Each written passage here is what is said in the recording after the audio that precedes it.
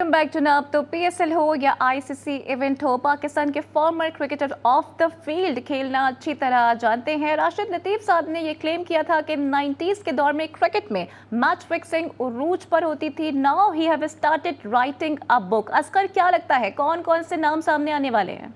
देखिए, पहली बात तो ये है कि राशिद भाई बहुत देर कर दी मेहरबान आते आते। ये किताब आप अभी से नहीं लिख रहे, कई सालों से लिख रहे हैं, आधी से ज़्यादा मुकम्मल आप कर चुके हैं और उसमें बड़े इंकशाफात हैं। फिर आपने ना जाने किन के दबाव पर, किन वजूहात पर अपनी तहरीर रोक दी। अब आप फिर कह रहे हैं कि जी मैं लिख रहा हूँ, उसे मुकम्मल कर रहा हूँ, यानी कि तो किन वजूहात पे कर रहे हैं और किन के इशारे पे कर रहे हैं मुझे नहीं मालूम।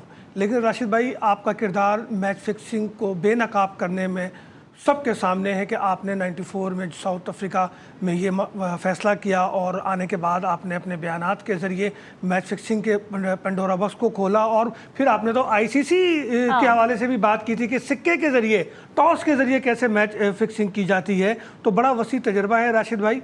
अगर ये बात उसी वक्त हो जाती, उसी वक्त सारी चीज़ें क्लियर हो जाती, तो आज हमारी क्रिकेट का ये हाल नहीं होता। आप कह रहे हैं कि इमरान को हटाया, आपने कहा कि जावेद मियादाद को हटाया गया, फिर आपने कहा कि जी बाबर आजम को भी कप्तानी से हटाया गया, और ये सब मैच फिक्सिंग का सिलसिला है। तो राशिद भाई, यकीनन उसमें सलीम मलिक का भी जिक्र होगा जो अचानक शारजा से पाकिस्तान आ जाते हैं और पाकिस्तान से फिर वापस जो है मैच के लिए शारजा चले जाते हैं। यकीनन उसमें डब्ल्यू का भी जिक्र होगा, जिसके बारे में आपका इशारा है कि उनमें से कोई डब्ल्यू ऐसा भी है कि जिसने सदारती ऐवान सदर से जिसके रवाबित रहे। और जस्टिस कय्यूम रिपोर्ट के बाद बहुत सारी डेवलपमेंट हुई। जब justice Abdul Qayyum I think president of Pakistan थे, तो ऐवान सदर कोई गया था और उसने वहाँ कोई बातचीत की थी, कुछ 7 सफ़ों की कोई तहरीर है।